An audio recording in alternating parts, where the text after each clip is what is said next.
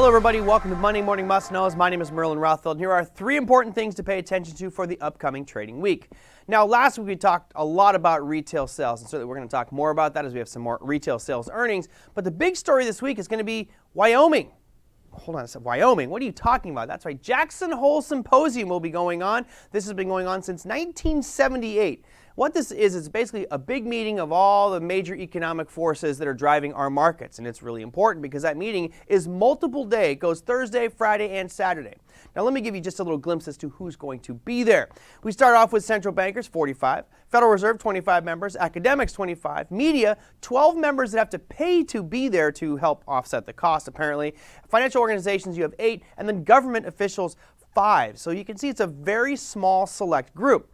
Now, of course, they're not making definitive plans about where the markets are going to be headed, but they might be making statements publicly about their views on things like inflation, interest rates, tapering, etc., and thoughts just about our economy overall. That can have a dramatic impact on our financial markets, which could create some waves Thursday and Friday. Moving on to our next piece is also about the economy, gross domestic product, or G to the D to the P. Now, why is this important?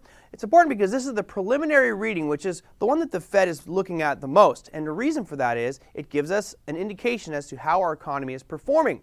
As you can see here, normally GDP is fairly flat, fluctuating, right around 3, 4, maybe 5%. Well, of course, when COVID hit, we had these massive spikes up and down, and now it appears we're climbing rather aggressively. And you would think that would happen given how much money has been printed.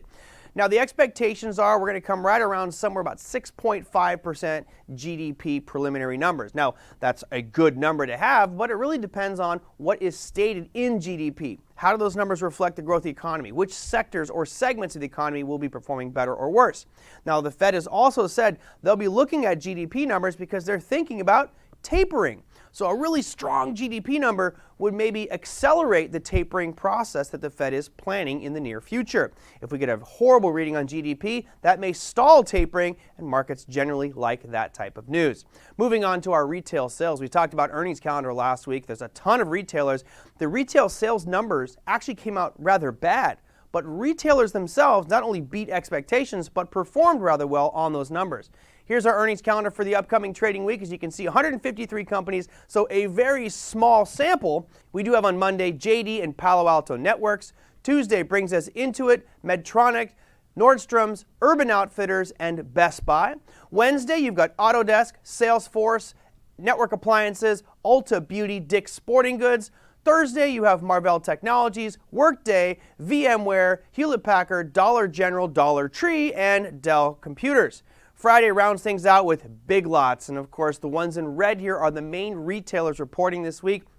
Now, what's important about that is that most reported last week and did great, and their prices went up. So might be something to kind of keep your eye on here as more retailers are reporting earnings for the upcoming trading week. That said, it's a rather quiet week. Not a lot of major tech or financial or energy firms, mainly in the retail space. That, my friends, is your Monday Morning Must Knows. We'll see you next week.